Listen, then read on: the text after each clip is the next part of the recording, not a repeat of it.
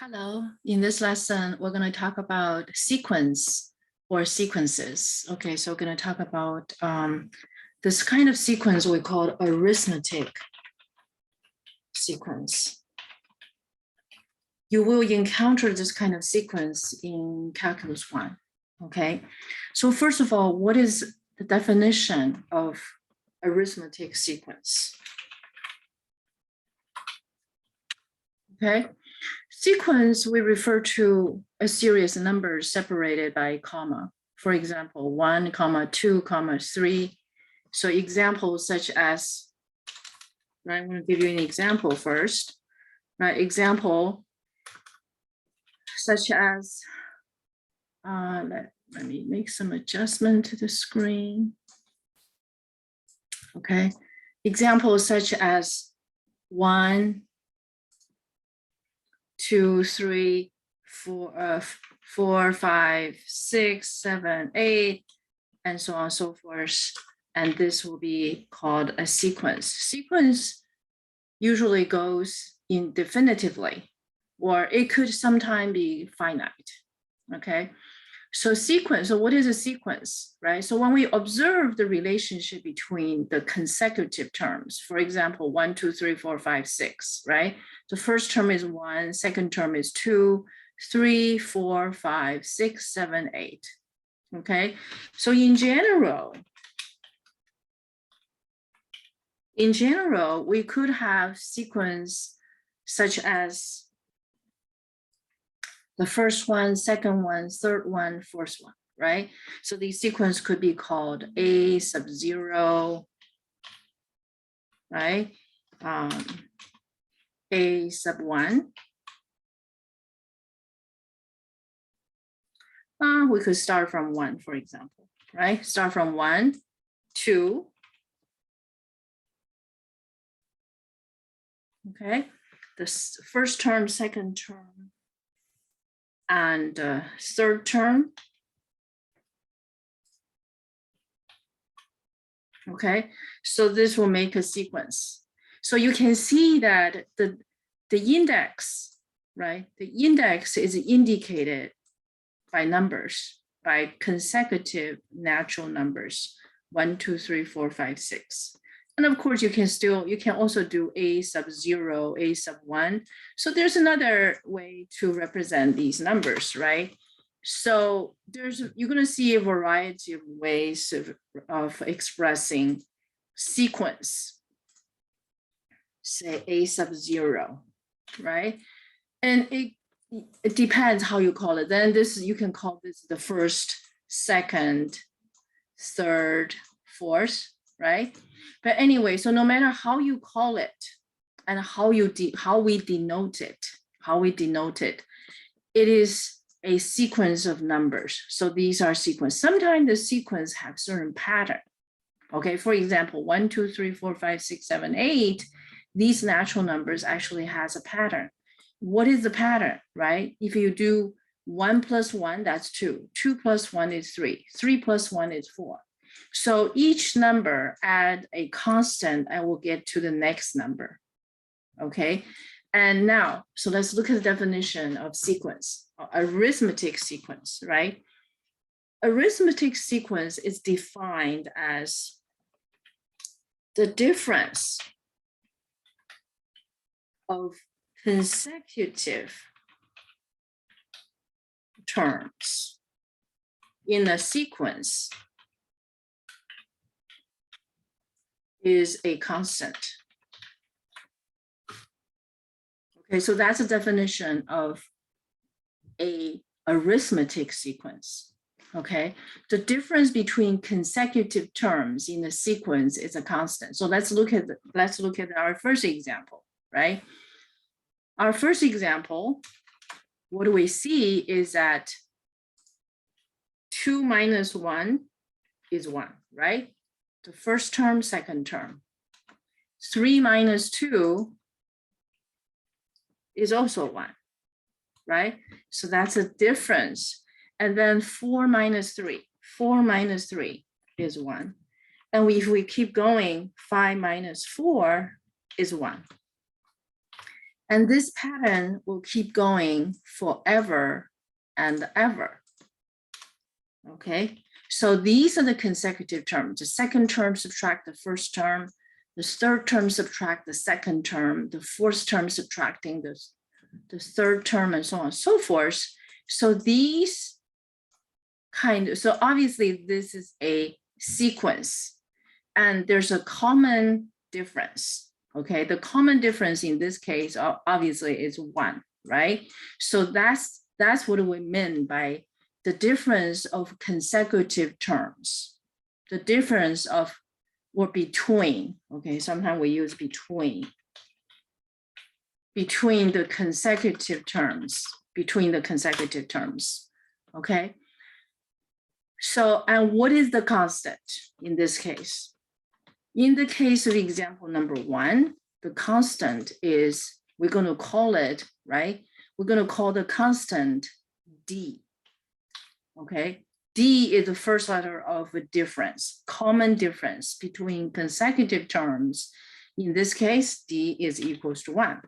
Okay, so let's look at the formation of this sequence, right? So in this sequence, we will notice that between the first term 1, right? 1 add the difference is 2. 2 add the difference is 3. 3 add the difference is 4. 4 add the difference is 5. So this pattern will keep going. Okay, so I'm going to write it down. The first term is 1. And then the first term plus the common difference is 2. And the second term, okay, add the difference, which is 1, is 3. And the third term, which is 3, plus the common difference is 4. So you can see that pattern. So when we generalize it, right? So I wish to show you how we generalize it. If we have a consecutive, so suppose, right? So suppose, okay, so I'm gonna just use this one example, okay? We're gonna remove this piece, okay? Suppose this is sequence, okay? Sequence SEQUENCE, sequence. This is the sequence. Suppose this is an arithmetic sequence. Okay, QUENCE.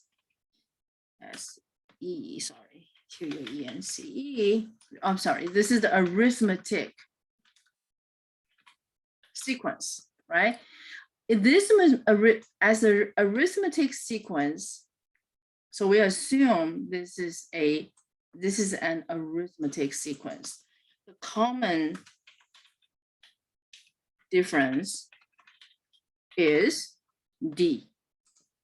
Okay, D is the first letter of common difference.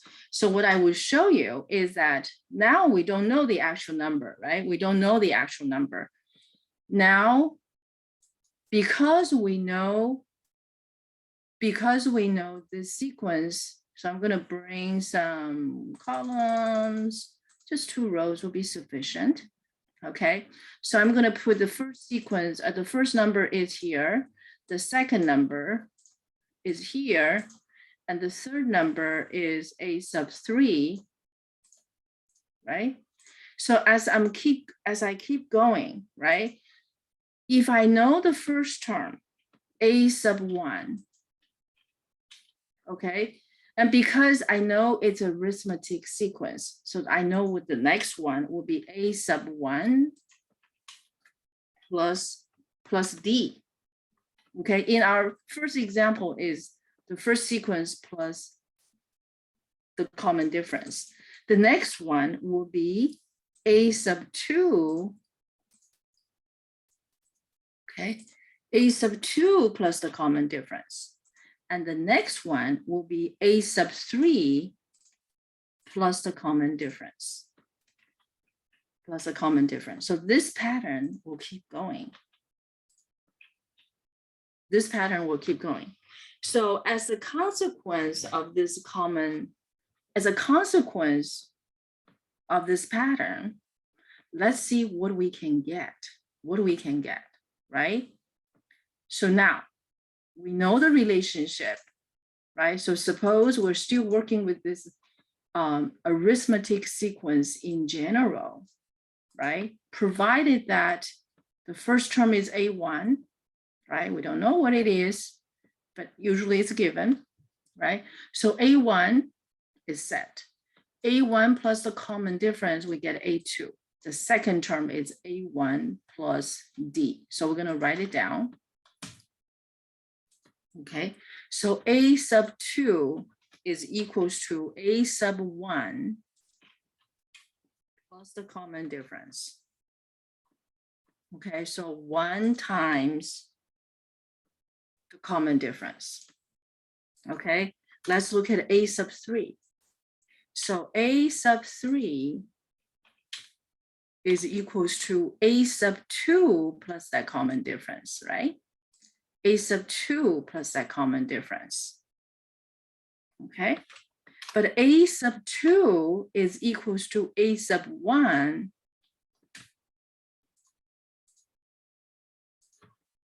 okay, A sub 2 is A sub 1 plus a common difference. So we're going to add 2D.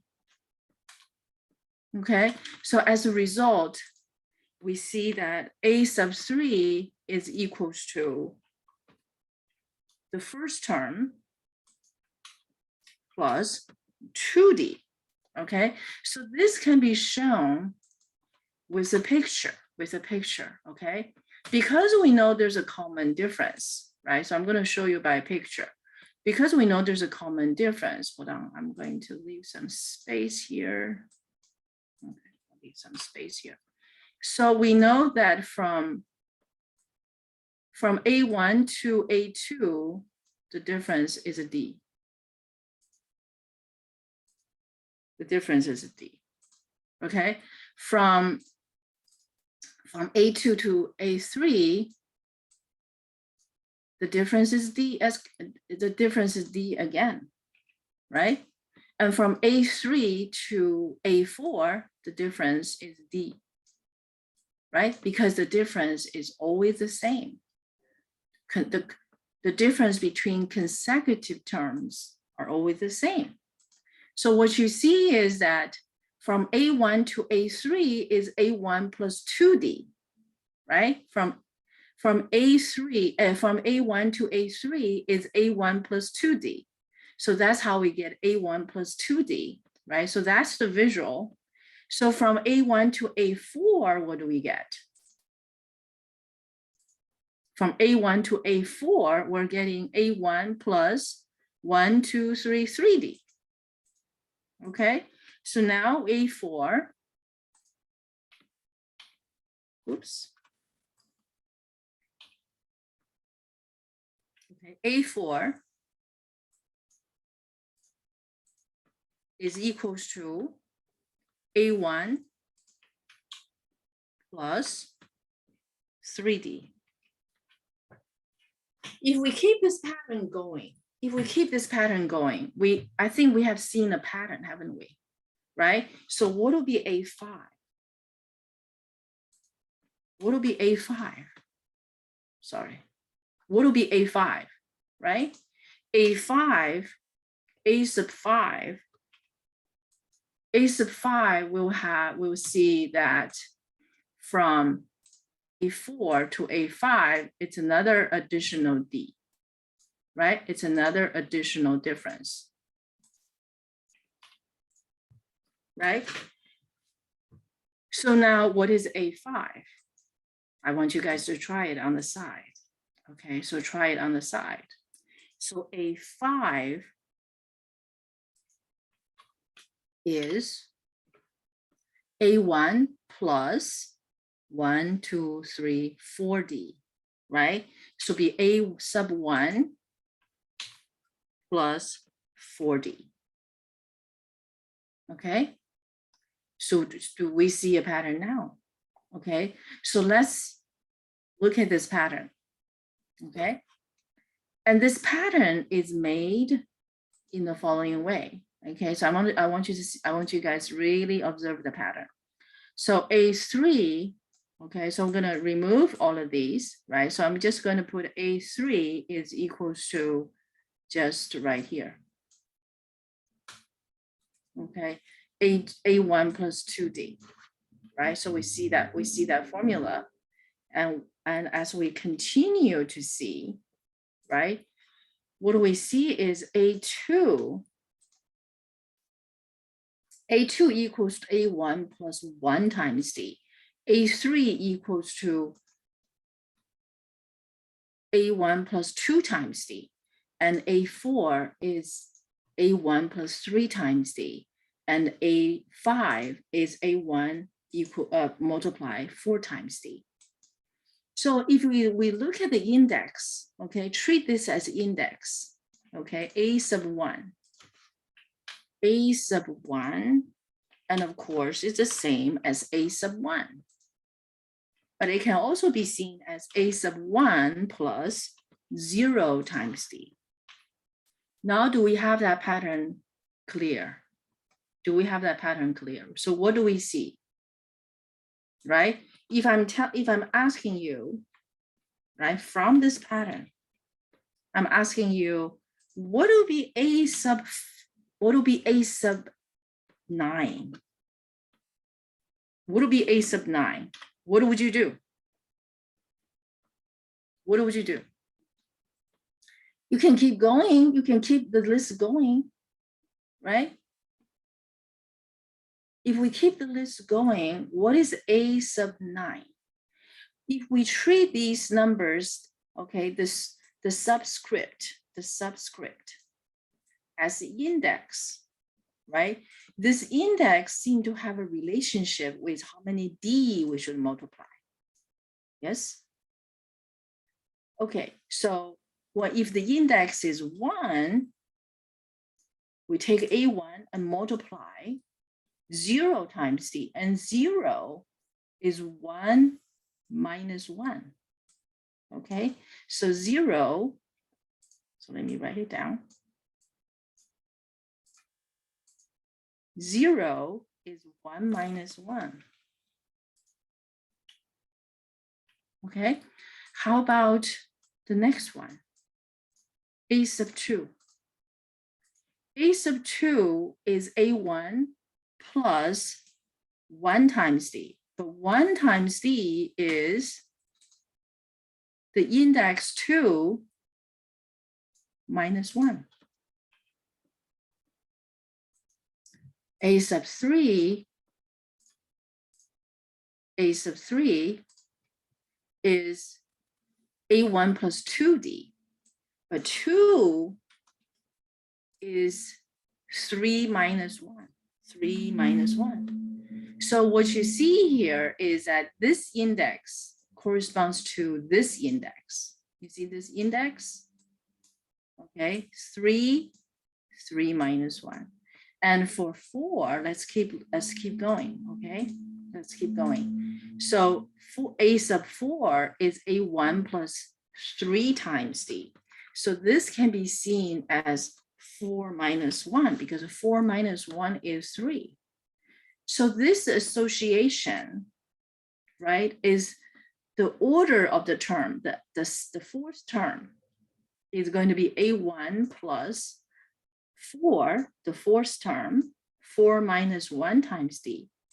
And for this fifth term, what do we see here is that 4 is equals to, I hope you're saying 5 minus 1. 5 minus 1. So we see a pattern, don't we? And this pattern, besides the first term, right, the number of D's we need to add to is determined by the index, subtract by 1, okay? Every index, 2 minus 1, 3 minus 1, 4 minus 1, 5 minus 1. So these indexes, okay, these index, 1 is the same as this index, 2 is the same as this index 2, 3 is the same as index 2. We assume that number is 9. So if we want to know what is the 9th term, what would that be? And that's going to be a sub 1. You may like to pause and figure out yourself, plus, right? 9 minus 1 times d. Okay, I hope that makes sense to you. And you can work it out. You can work it out here, okay? So a sub 6, the 6th term, a sub 7, and a sub 8, right? So let me add some columns.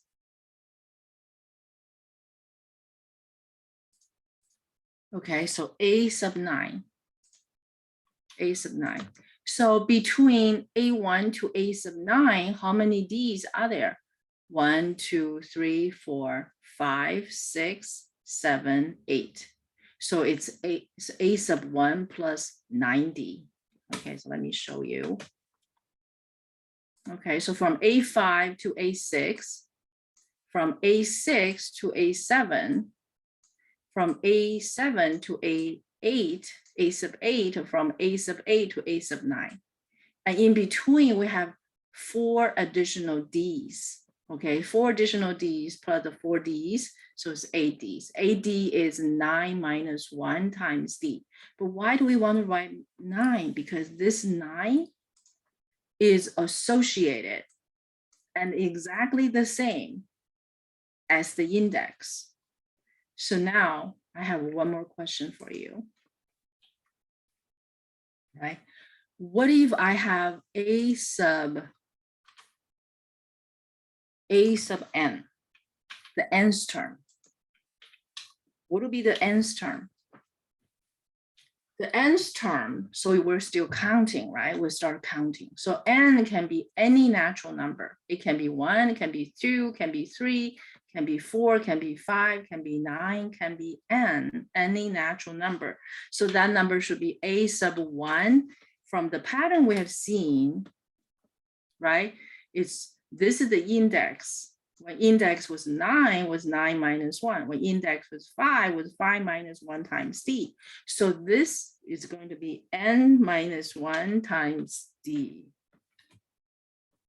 So this is the general term. General term. So with this formula, right? With this formula, we can tell, right? We can tell if we know one of the terms.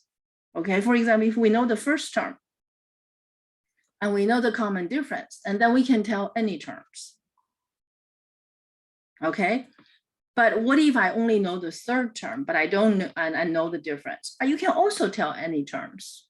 Okay, so let's look at some examples. Okay, so for arithmetic sequence. Okay, so in general,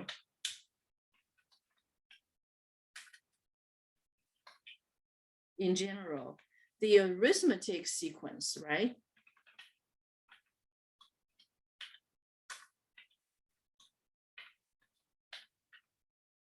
It's Q-U-E-N-C-E-S-E-Q.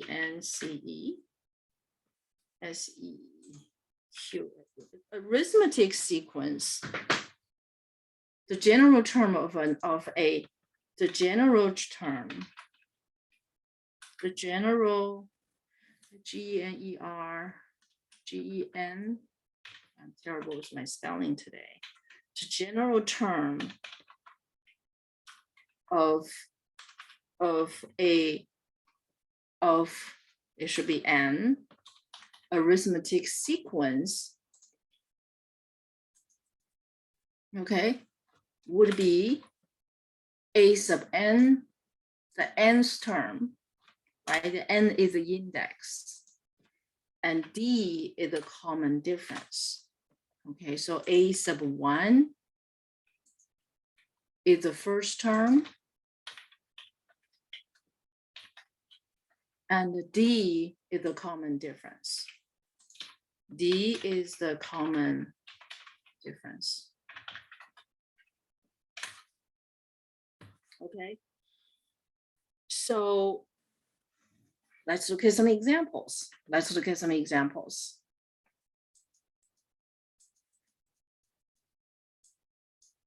Okay, so this example is pretty straightforward, but the first example we did, right? So how do we express the general term? The general term here in example number 1, right? We have observed it. The common difference is what? The common difference is 1, right? So the nth term, which is a sub n in this sequence, is going to be the first term, which is 1 plus m minus 1 times d. And what is d? D is 1. D is 1. And then, of course, you can simplify this, right? So you're going to get 1 plus n minus 1, which is going to be equal to n. This is probably one of the simplest arithmetic sequence. Okay, so I want to give you some examples. Okay, example number 2.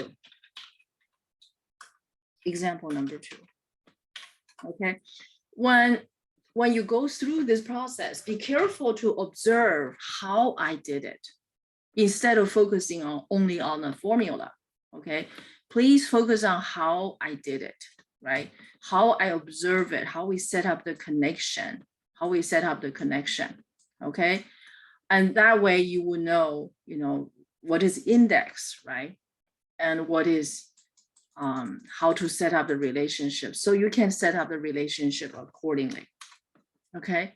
So now I want to give you another example. In this example, we know that, okay, if, okay, the first term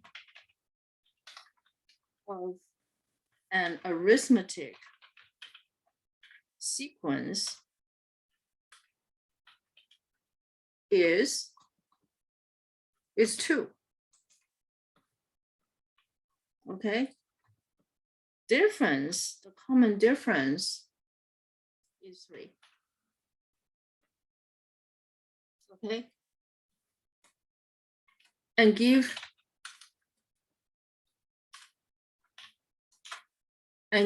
the general term. Give the general term of the sequence. Okay, so how do we do it? We know the first term is a sub 1. No, sorry. So a sub 1, wait. Okay, a sub 1 is 2, right? Because it told us the first term is 2. And the common difference is 3, right? And there you go. And what is a general term? General term, we just take this formula, right? And the formula has the specifics, right? What is the first term, what's the d's term, what's the nth term, right? So notice the index. So we're going to use the formula. Now A1 is the first term. Now we know the first term is 2, right? And D is the common difference. And so we just have to plug in the formula. So A1 is what? 2. And D is 3. And that's it. You can put 3 in the front, right? And you got the form. You got the general form. So how do we identify each numbers in this sequence? Okay, so let's first write it down. Okay, so what do we do is that we have 2. We're going to simplify this algebraically. We get 3n minus 3. So we basically distribute the 3 to every term inside the parentheses. And then we're going to simplify. So we get 3 times n minus 1. So let's look at some terms. Okay, some terms. Okay, we look at some terms. The first term, obviously, is 2. right? The first term, obviously, it is 2, right? And the second term, what is the second term? The second term can be found by the formula. The second term can be found by this formula we found, right? So the second term, when we replace n by 2, and this n will be replaced by 2. And that's going to be 6 minus 1 is 5. And how about the third term? The third term, you know, is the index is 3, so replace n by 3 is equals to 8. It's rather like a function, right? It's rather like function. So how about a sub 4, right? A sub 4. A sub 4, you just replace n by 4, and you do the calculation, and you get 11, right? Hold on, sorry, the 4 is too big. So a sub 4.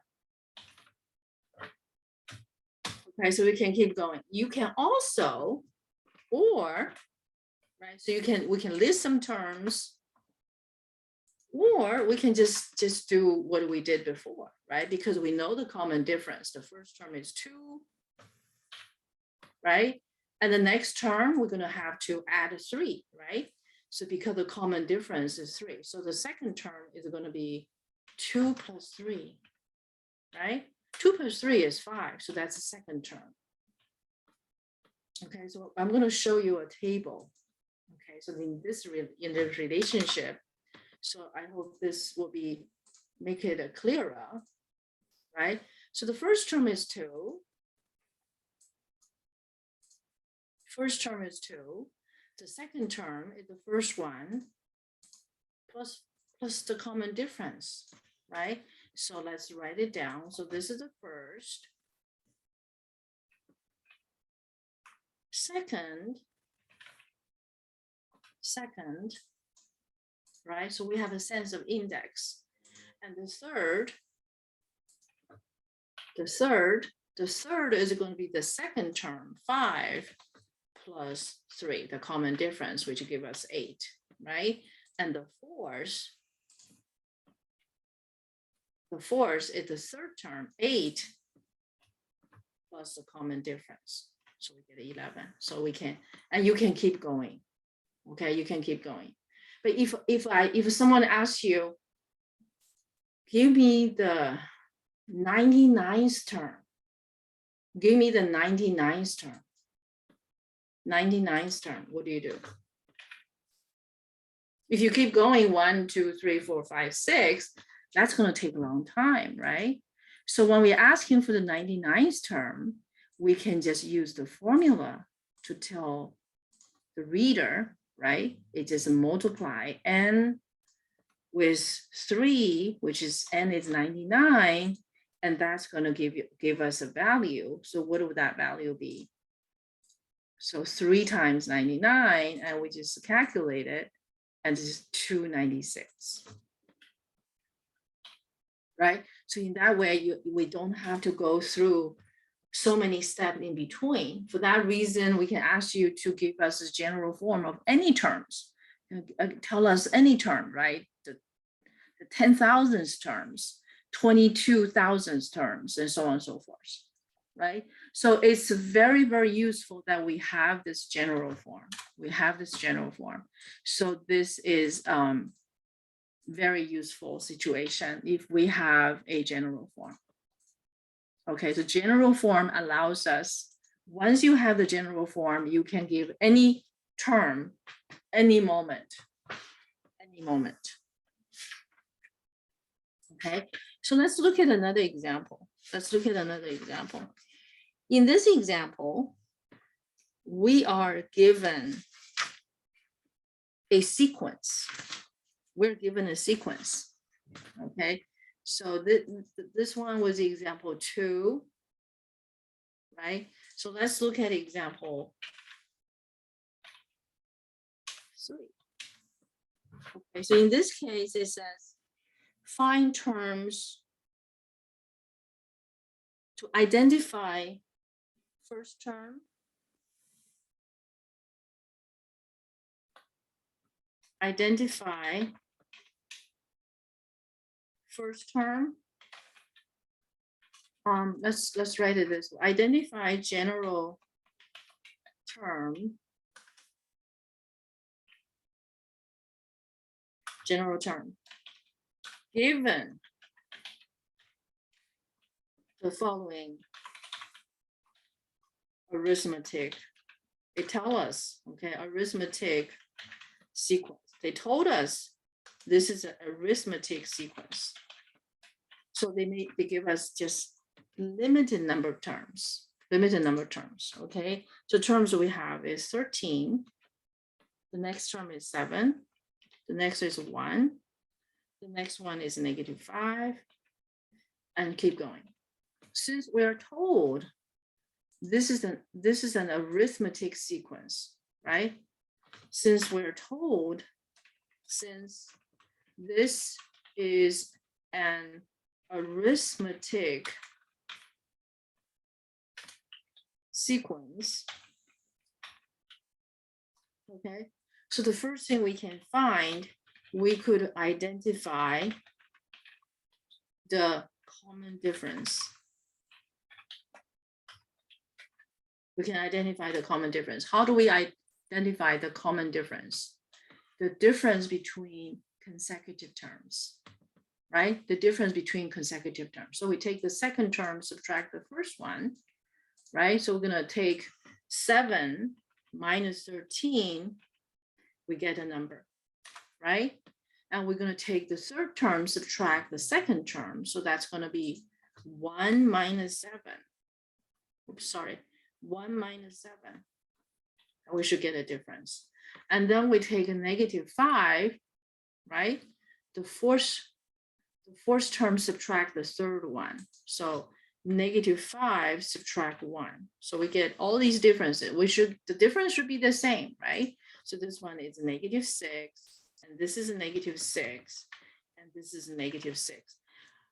Well, we do this just to verify, just in case, the sequence is not correct. In fact, since we're told it's an arithmetic sequence, now we have recognized that the common difference is a -6.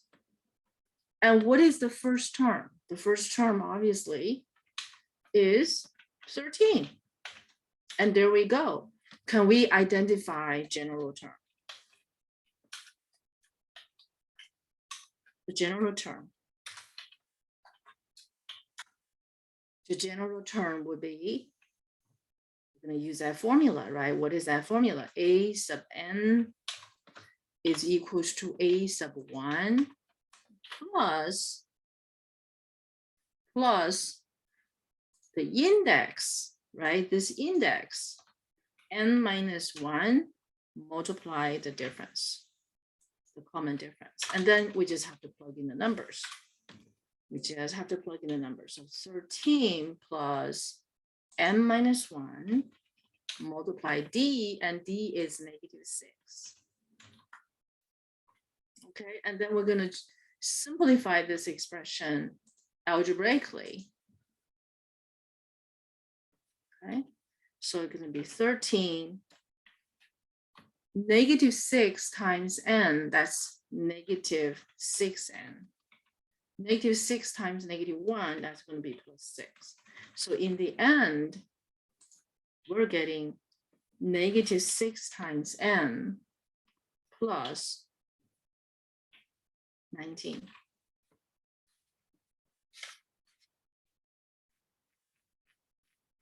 Plus 19. Okay, so now I have an additional question. Okay, give the 199th term. I'm just pick up a random number. You can pick up any random number, of your interest, right? Because the formula we have derived, right? A sub n is equals to -6n plus 19. So all I have to do for 199th term, right? 199th term, that means This n is 199. So we're going to subtract, we're going to replace n by 199.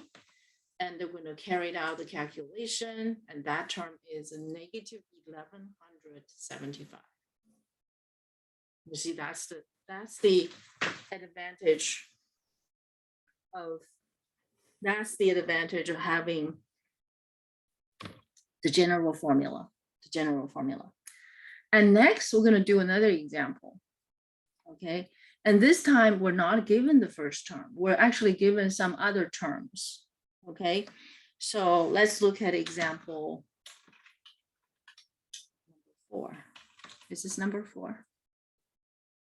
Wait a second. Yes, wait. Oh, 4. Yeah, number 4. That was the example number 3. Example number 4, the story goes like this. Okay. It tell us the 11th term. The 11th term of an arithmetic sequence is 52. Is 52. And the 19th term is 92. Okay. And the 19th term is 92. Okay, then we're asked to find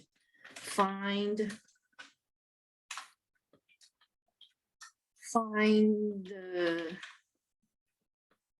999th term.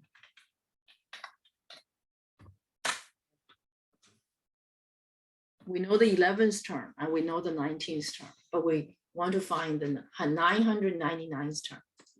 What do? We don't know the first term and we don't know the common difference. What can we do?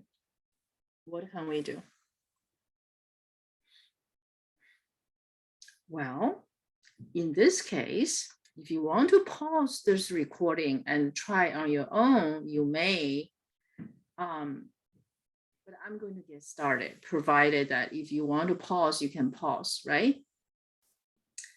We're still going to use this general form because in this general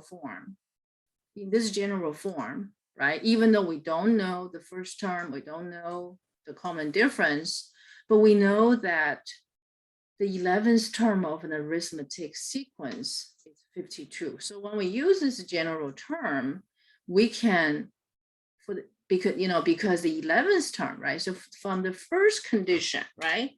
So from this first statement, the 11th term, we know that the index is 11. So this is 11. We don't know what the first term, we don't know the common difference, but we'll leave them to be found. Okay. And the other one, and the 11th term is 92. Okay. So from the 11th term is 92. Therefore, we can use that formula again, right? That formula again. And that formula tells us the 19th term. So the index is 19 and 19 minus 1. So we got 2 equations because we know the 11th term is what? 52. Boom. And the 19th term is 92. Okay. And that, of course, equals to a sub 19. And this piece is equals to a sub 11. So what we have here, what we got is that we got this piece equals to 52. And we also get the other piece equals to 92. Equals 92. Okay. So can we find A1 and D? Okay, so we're going to solve for A1, which is the first term. Oops, A sub 1. And the common difference. So we want to solve for these two quantities, because once we solve these two quantities, right, we have that amazing formula we have derived at the beginning, right? So we can just simply plug in and the general term will be represented. So this guy in this form, in this general form, we can represent any term. And of course, 999th term is no big deal at all. So we're going to solve this system.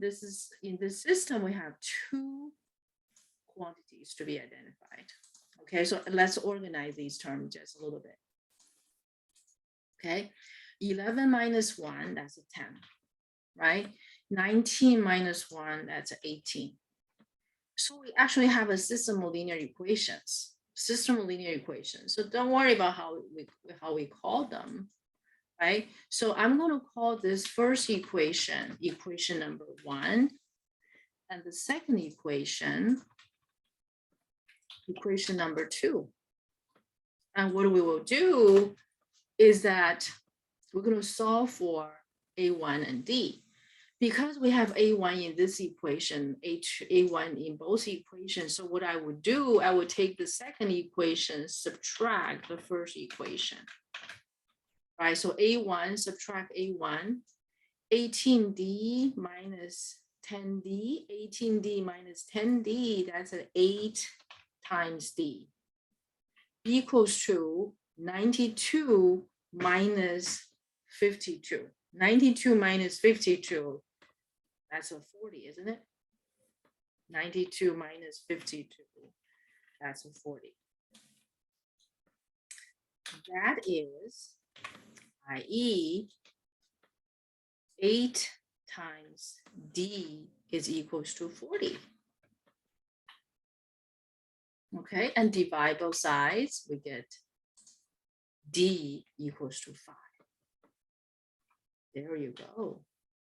So now in the general formula, we got D. So we just need A1, right? We just need A1. So how do we find A1? We're going to take this D, right? And we go back to the first equation. Right? So from the first equation, okay, you can take it back to the second equation as well if you wish. From the first equation, we know D equals to 5. So we're going to replace D by 5. So now we just solve for A sub 1. A sub 1. And that's going to be equals to 50, right? 50 subtracted from both sides. So that's 52 minus 50. So that's going to be equals to 2. There we go. We found A1 and we found D. So next, we just have to replace A1 by what we found, which is 2, D is 5. Now we can find any general formula, any general term, right? So now the general term is found. General term is found. If you like to algebraically represent it, right, you can just have 2 plus 5 times n minus 5, right? Distribute 5 into the parentheses, we have 5n minus 5. And then you just simplify this. You get 5 times n minus 3. So now what was the question we want to answer? We want to find the 999th term. The 999th term. What would that be? Well, the 999th term, certainly it fits the pattern. So we're going to take this formula, okay, and we know the index is 999, so replace the n by 999, and that will give us a number. Okay, so now let's see what do we find. 4,992. That's it.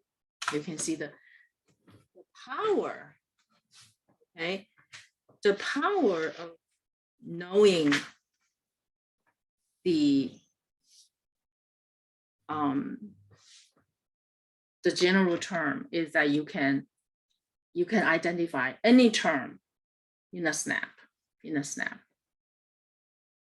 okay? Let's see if I should give you another example. And then we're going to talk about the partial sum of arithmetic sequence. Okay, so I do have some other examples. Okay, so this one goes like this. Okay, this one goes like this. I think two examples should be sufficient. Okay, 2 examples should be sufficient. So this example, I'm going to make it example number 5. Example number 5. What would that be? Right. So I choose an example from your homework. Okay. The fourth term, no, the 6th term is 7. Okay, given an arithmetic sequence, okay, the 6th term is 7. And the 10th term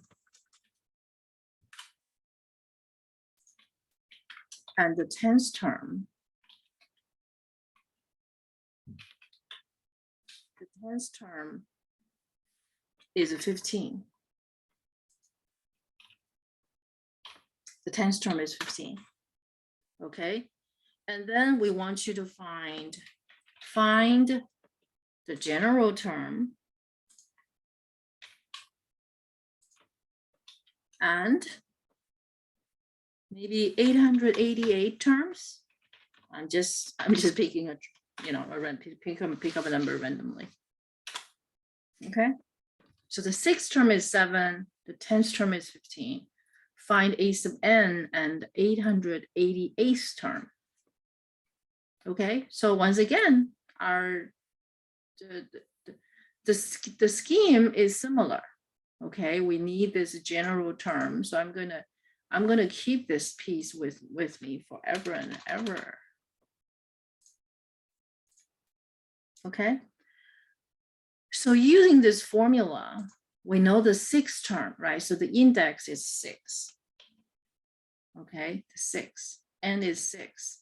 We don't know the difference, right? And the 6th term is 7. And the 10th term, right? The 10th term ends is 10. And this term is 15. Nth term is 15. And next is that the term is going to be, we're going to have solved the equations, right? So we have first equation, second equation. So here, I'm just going to simplify this a little bit, right? So I'm taking this piece and just 6 minus 1 is 5d, right? And I'm taking the second term and do the 10 minus 1. So we're going to 9 times d. Right, so we have the first equation, second equation.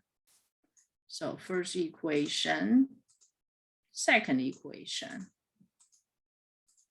Okay, so that's the first equation,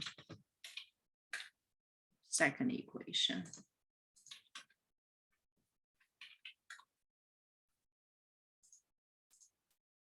Okay, first equation, second equation, and we're solving for A1 and D. Okay, so we're going to solve for A sub 1, which is the first term, and common difference D. Okay, so how do we solve it, right? It's very similar to the previous case, right? We'll take the second equation, subtract the first equation. So A1 subtract A1, that's 0. 9D minus 5D, that's going to be 4D, equals to 15 minus 7, that's 8. So divide both sides by 4, we get D equals to 2. Right? So the D is found in the general form. Once we get D equals to 2, we can take either one of the equation, right? I'm taking the simpler one. So from the first equation, right? What we get is that we already have D equals to 2, right? And we're solving for A1. Okay, so we have A sub 1 plus 10 equals to 7. And then A sub 1 is equals to -3. And here we go. Here we go. We're so much close to the general form, right? So the general form A sub 1 is -3, D is 2. So I can put a 2 in the front, right? I can put a 2 in the front, and we're going to simplify this form just a little bit. Okay, so -3 plus 2 times n minus 2. Okay, and combining like terms, we have 2 times n minus 5. Okay, that's it. So we found the general term. So that's A sub n is equals to 2 times n, and n is the index, 2 times n minus 5. So now, can we find the 999th term, 888th term? Of course, right? For that term, the 888th term, we just have to plug in the numbers. Okay, so 888, n is replaced by the same 888, and you get 1771. Okay, I think 2 examples are enough. Okay, but I do want to give you another example. This example, is somewhat abstract. Okay, somewhat abstract, but this example, actually, you're going to see in your calculus 1. Okay, so this will make this example number 6. Example 6. Okay, the first term. Okay, the first term is 0. The common difference is 1 over n. Okay, so give the general term. So this is not a difficult question, but I want you guys to get your hands on it. Right?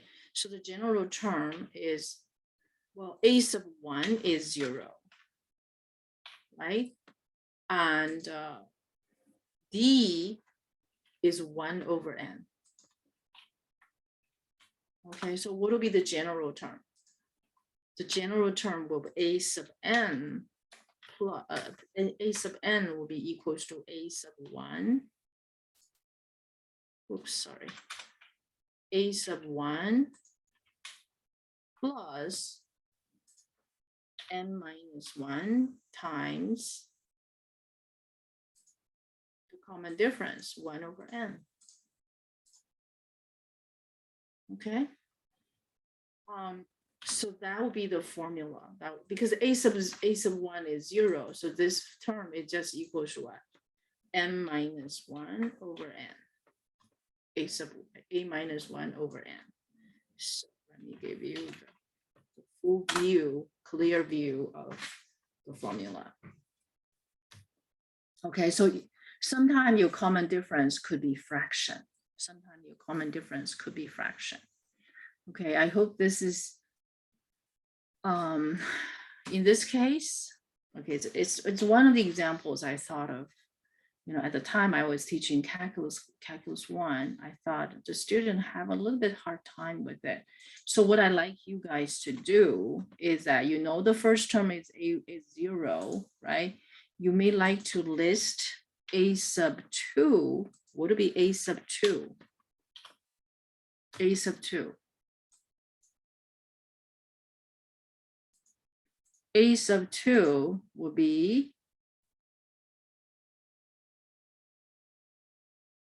you know what, I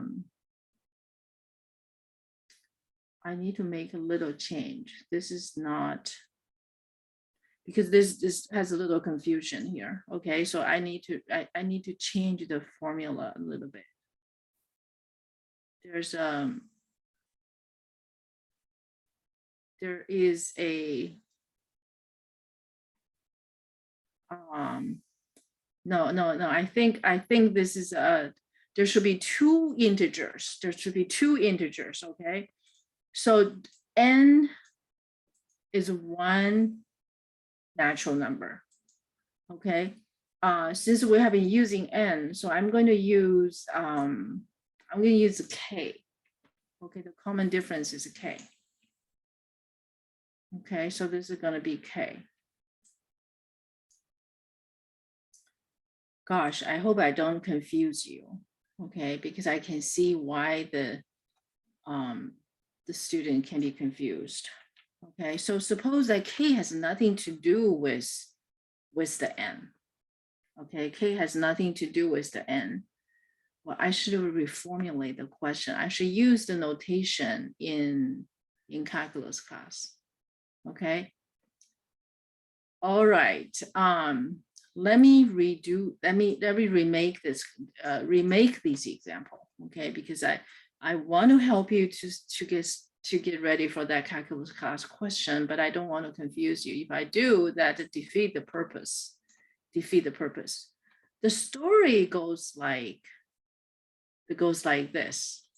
Okay, the story goes like this. Okay, so I better give you the full story. Okay, I'm gonna give you the full story. So forgive me, okay? The full story is that we're gonna divide the interval. Okay, this interval 0,1 into n, okay, subintervals. N subintervals. Okay, you can think of 4 intervals, 5 intervals. So let me do like 5 subintervals. Okay, I think this will be better. Okay, so what would that be? Right, for if you divide the interval from 0 to 1 into 5 subintervals, what would that look like? Okay, so I'm going to show you how it looks like. Okay, so now this is the number line. Okay, this is number line. So over here, that's 0. Hold on. Oh, sorry. All right. This is not going to be your typical questions on the homework, okay? Because I thought about how I can help you to prepare for that calculus class, chapter 5, calculus 1. Okay, so so this is the interval, right? 0, 1, right? 0, 1. So we have a 0 right here. 0. Okay, and we also have a 1. We also have a 1 here. Okay, so that's 1. We're going to divide this interval into 5 subintervals. Okay, so let me see if I can get it done right. If I do 4 subintervals, it will be easier, right? So let me do 4. I'm sorry about this, okay? You guys, this is not a typical question you see in a textbook. And I'm trying to make it easier for you and for me to explain. So because we want to divide it into 4 subintervals, right? So let's just have a visual, Okay, so this is half, right? And this will be 4 intervals. 4 intervals. Pretend that they're equal width. So 1, 2, 3, 4, 5. There are 5 points. Okay. So how wide is each interval? How wide is each interval? The width of each interval actually is the same because you divide between 0 to 1 into 4 subintervals, right? So 1, 2, 3, 4. So each piece is a quarter. Okay, so each piece is a quarter. So this piece is a quarter, right? That piece is a quarter, and that piece is a quarter, and that piece is a quarter, and that piece a quarter. Okay, so you can see this is going to be a arithmetic sequence, but it's finite. So if 0 is the first one, we add 1/4, we get to the second one. Right? So our common difference here, D is a quarter. So how about this one? Obviously, that's half, right? But we're going to express it because we want you to see the pattern in a certain way. Okay, so the second point, so this point is a quarter, and that point is going to be 0 plus 2/4, right? Because each one is a 2/4. So that point is 1/4, and this point is what? Is 2 times quarter.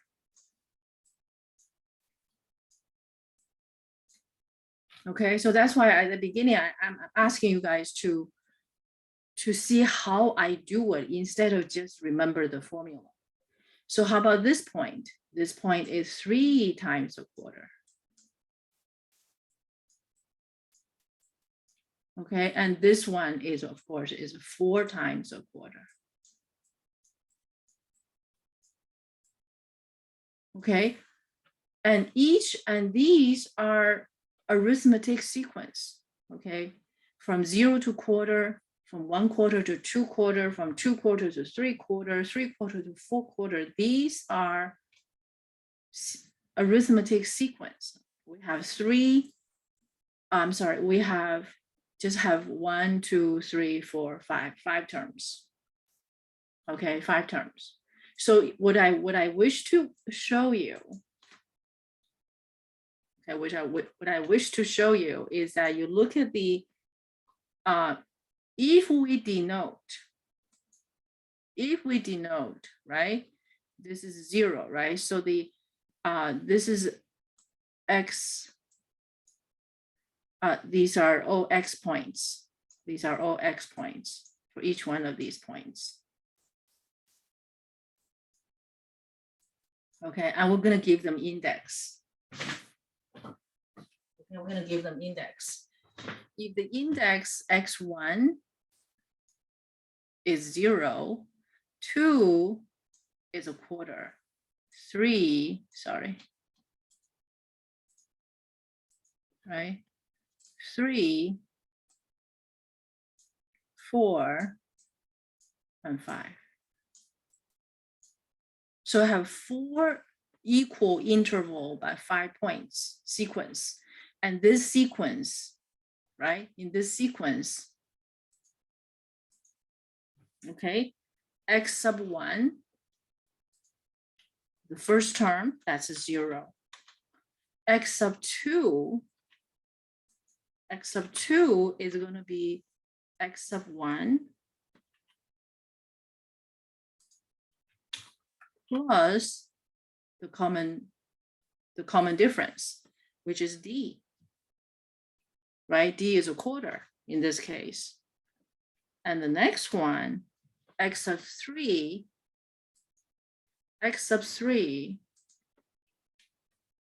is x sub 1 plus 2d. Okay, and x sub 4 is going to be x sub 1 plus 3d, right? X sub 4, right? 1d, 2d, 3d. And x sub 5 is equals to x sub 1. Oh, x sub 5, sorry. X sub 5 is going to be x sub 1 plus 4d. Okay, so this is what I want you guys to think, because in your calculus 1, you will be seeing, you're not going to see A1, A2, A3, A4, A5. You're going to actually see X1, X2, X3, X4, X5. Okay, notation wise, should it matter? It should not matter. It should not matter.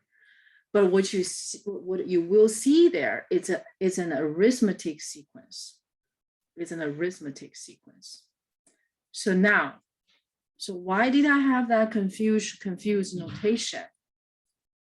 Right? Why did I have that confused notation at the beginning when I was composing example 6?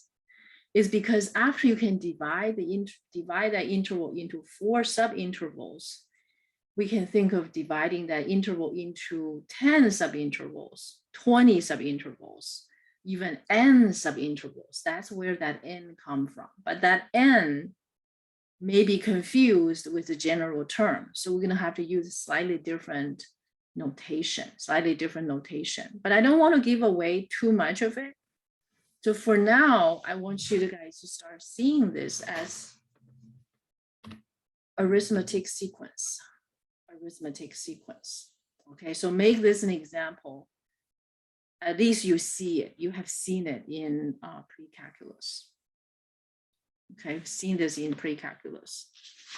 And the next topics I like to cover is the partial sum of arithmetic sequence. The partial sum of arithmetic sequence. The partial sum of arithmetic sequence is actually going to be used most likely in your calculus 2 class. So let's get to there. So at least you've seen it. Okay, so I'm going to have this here, right? So the partial sum. What is the partial sum? Partial sums of an arithmetic sequence. What is partial sum, right? At the beginning of the lesson here, right?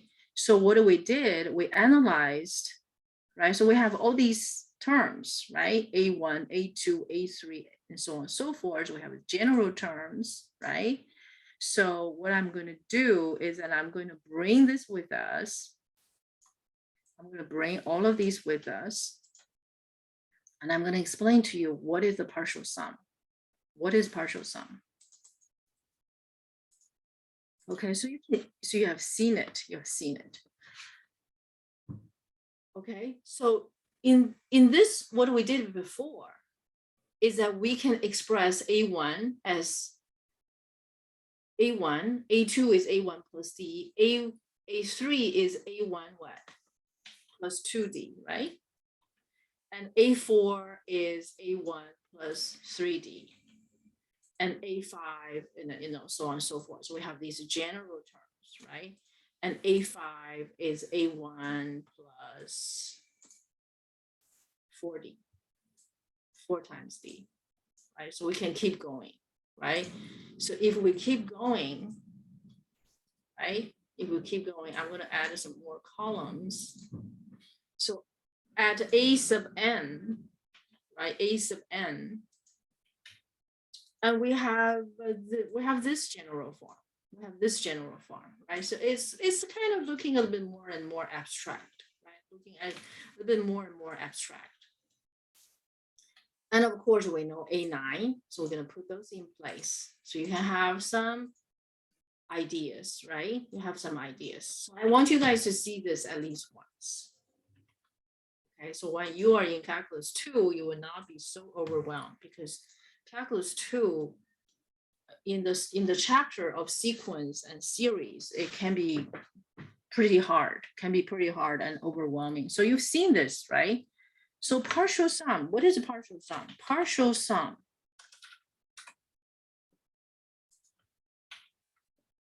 Partial sums. So here we have plural, right? Partial sums, plural. The first partial sum, we use the notation sum of the first partial, right? It's just A1. It's just A1, okay? The second partial sum, A sub 2 is equals to A1 plus A2. So A sub 1, oops, A sub 1 plus A sub 2. In other words, when we're trying to find partial sum S sub 2, we take everything from A1 to A2. We add them all. How about partial sum 3? Right? Partial sum 3. Partial sum 3 is A1 plus A2 plus 3. Okay, so now you get it, right? So A1 plus A2 plus A sub 3. So these are the partial sums. Okay, keep going. Partial sum sub 4 is A1 plus A2 plus A3 and plus A4. Okay, so this process keep going, right? And what are we gonna get? In general, right? In general, we have partial sum of n. So what would that be? Of course, that's going to be A1 plus A2 plus A3 all the way, right? All the way to A sub n. So these are the partial sum, and this can keep going forever and ever. Okay. So now the question is, what would be the partial sum, right? For an arithmetic sequence. What would be the partial sum of an arithmetic sequence? All right, so what will be the partial sum, right? Of the first, which is the sum of the first n terms of the sequence. That is the question. Is there a formula? Could there be a formula that can be derived? That can be derived. Okay, so that's what we are up to. That's what we are up to. Okay, so what we're going to do, is that we're going to derive that formula. Okay, let's see how that formula is derived. Okay, If you need a break, do take a break. Do take a break, because the technique of deriving this partial sum is actually rather interesting. Okay, so as a technique, right, what do we do is that we have partial sum here, and we also that we know that each one can be expressed in general form. Okay, each one can be expressed in general form. Okay, so in other words, that the partial sum sub n as the first n terms in the arithmetic sequence is a1 plus a2 plus a3 all the way to an. And what are we going to do is that we're going to keep the an. I'm sorry, we're going to keep the a1, a sub 1, right? And we're gonna get a sub 1 equals to a1. I'm sorry, a sub 1 is a1, but a sub 2 is a1 plus d. Okay, so a sub 2 is a1 plus d. A sub 3 is, let me bring this closer to us. Okay, over here. So now a sub 3 is going to be a1 plus 2d. Okay, I'm going to put them in parentheses and keep adding, right? We keep adding. We keep adding them and we keep adding them. The nth term, of course, is right here. The nth term, that's the nth term. Okay, I'm going to put it in a bracket. Okay, now we're going to switch the terms, right? Because the partial sum is just a finite number of terms. So what I do is that the partial sum can also be expressed, okay? The partial sum can also be expressed as s sub n plus sn sub n minus 1, n minus 2, right? And all the way to a sub 3. We just reverse it. We actually reverse the sequence. Because there are finite number of terms, we add them. That's not a problem. So a sub 1. Okay, you see, it just, instead of adding from a1, a2, a3 up to an, we do an plus an minus 1 and so on and so forth. And of course, there are terms in between. There are terms in between. Okay, so let's express a sub n minus 1. A sub n minus 1, according to the general form, is going to be a sub 1 plus, right? The n minus 1 term is going to be here, is going to be n minus 2. D, right? So we have all these terms. So what are we going to notice? And when we reverse the sequence and still adding them, so we have the nth term, a sub n plus a sub n minus 1. Oops, sorry. The d should be outside. Okay, so this is a sub n minus 1 plus, what else? You know, all the way. So we're adding all of these plus a3 is a1 plus 2d. A2 is a1 plus d. A1, of course, is a1. So now you're going to see what we're doing.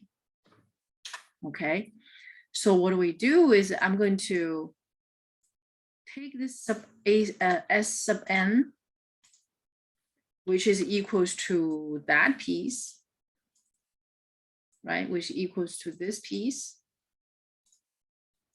Hold on, this whole piece right here, as the other s sub partial sum s sub n, which is equals to all of these pieces. We just reverse the order of addition.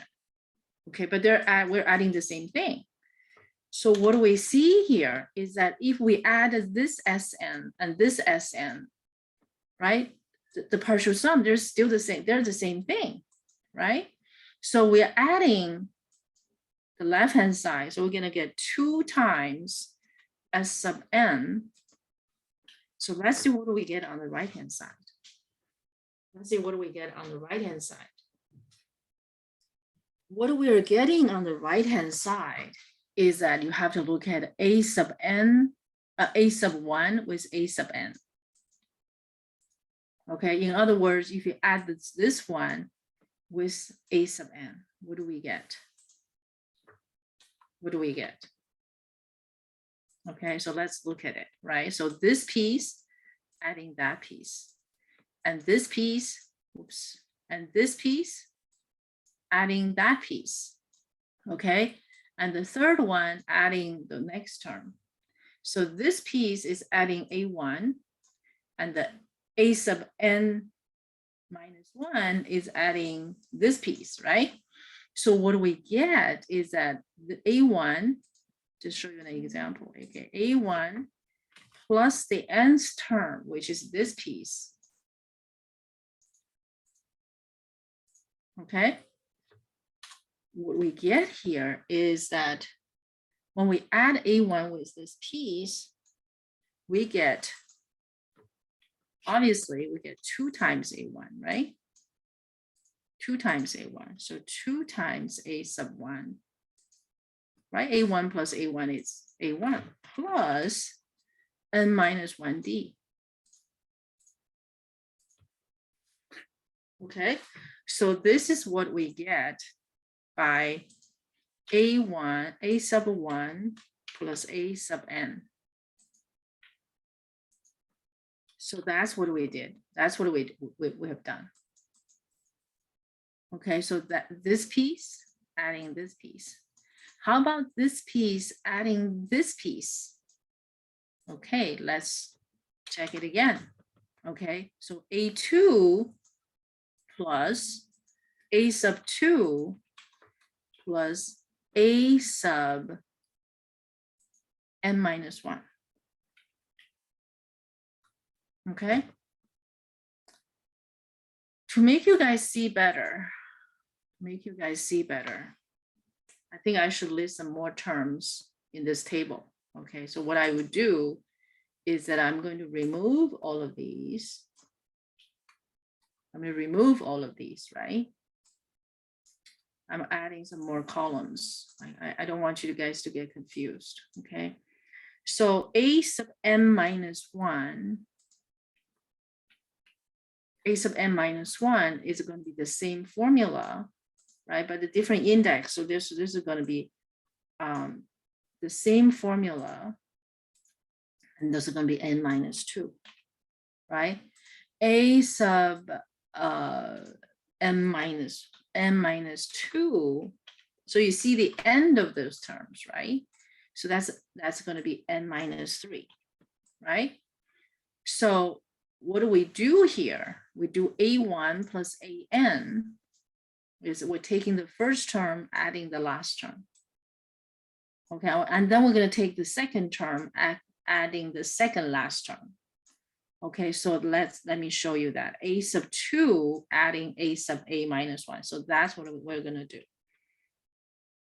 Okay, so I hope this is clear to you. So a sub 2, which is this piece, adding this piece.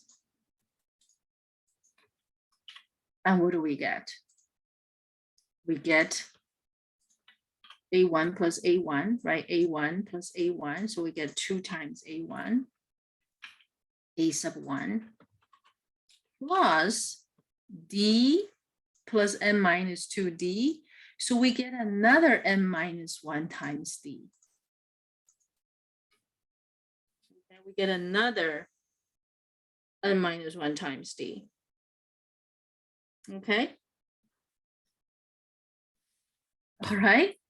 So this pattern will continue. If you add a sub 3 with a sub n minus 2, you're going to get the same thing.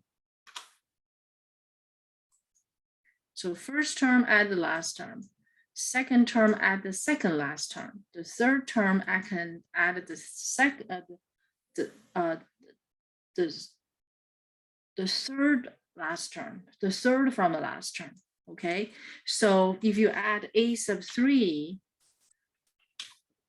plus a sub n minus 2, which is the third from last, we're getting exactly the same thing. So what does that tell us? What does this tell us? So keep going. So what do we notice that if we adding these two, first adding the last, second adding the second to last, the third add the third to last, and all the way we getting what? We get n of them. We get n of the same thing, n of the same thing, right here. N of the same thing, 2a sub 1 times n minus 1d. Okay. And next, S sub n can be found by dividing both sides by 2. Okay, so now S sub n is equals to, divide both sides by 2, we get n over 2 multiply what's inside the parentheses. Okay, what's inside the parentheses. And this is one of the formula. This is the one of the formula. Okay, and there's another formula. So this is the first one formula. Okay, it's very important for you to understand how it's being derived. Okay, so I'm going to bring this down to over here. Okay, so this is the process we did it. First add the last, and second add the second to last, right? Third add the third to the last, and so on and so forth. And next, and so this formula is very good to use. What does it mean is if you add the nth term of an arithmetic sequence, all you have to do is knowing the first term and you know how many terms you're adding, you just know the common difference, you just add them, okay? The other alternative formula is also very useful, which is here. Okay, I'd like to show you, is that inside the parentheses, okay, inside the parentheses, if I would separate A1, 2 times A1 into A1 plus A sub 1, right? A1 plus n minus 1 times d, that is A sub n, right? That's A sub n, sorry. That's A sub n. What does that mean? If we want to find the first n term, the sum of first n term of an arithmetic sequence, all we have to do what? All we have to do is to add, right? To add the first term with the last term, and then multiply half of n. That's how you get partial sum. That's how we get partial sum. So these two formulas are very, very useful. Okay, so we have derived them. Let me give you some examples. Okay, so we can use the examples from our previous cases, right? From our previous cases. For example, take example number 3, for example, right? Example 3, we have a general form like that, right? Example 3. Okay, example 3.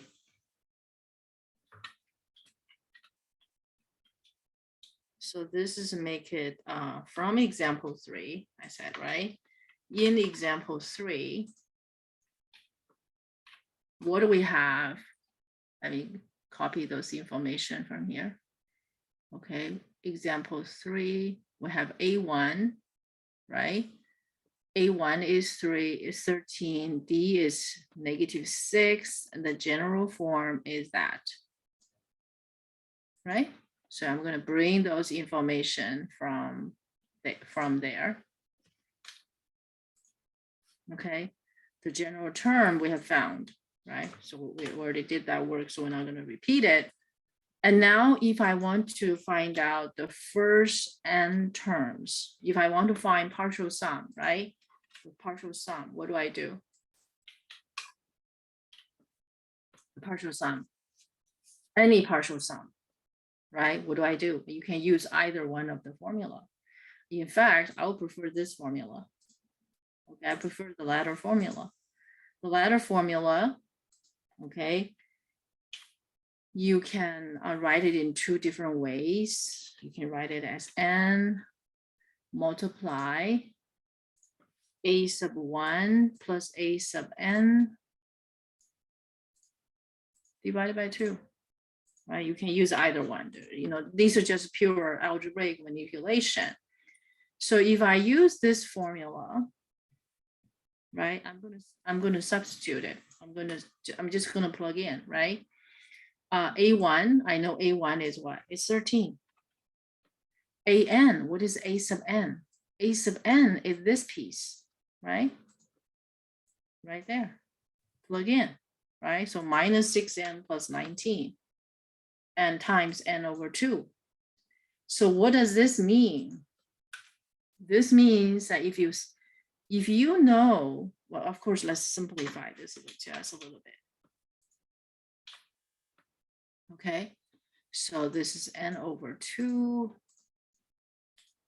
Inside the bracket, 13 plus 19, that's 32, right? So that's 32. So that's a 32. If I divide by 2, so if I put this n outside and divide it by 2 in here, right? So I'm going to simplify this even further. So these are purely algebraic manipulation. So 2 go into -6n and 2 go into 32. So I'm going to get a -3n plus 16. -3n plus 16. So here you go, right? If you ask me, can you give me the sum? Can you give me the sum of the first 100 terms, right? The first 100 terms, what do? I just substitute n by 100. Subtract n by 100. 100.